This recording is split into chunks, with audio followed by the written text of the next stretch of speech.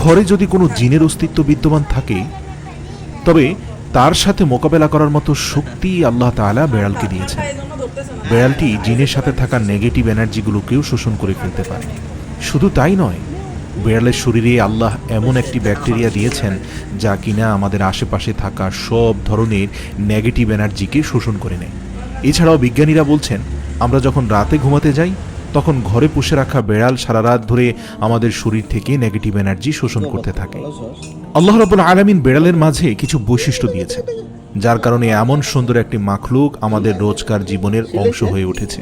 রাসূল সাল্লাল্লাহু আলাইহি সাল্লাম বেড়াল পছন্দ করতেন এবং বেড়াল পালন করার কারণে তিনি তার এক প্রিয় সাহাবীর ছদ্মনাম দিয়েছেন আবু হুরায়রা, যার শাব্দিক অর্থ দাঁড়ায় বেড়ালের পিতা।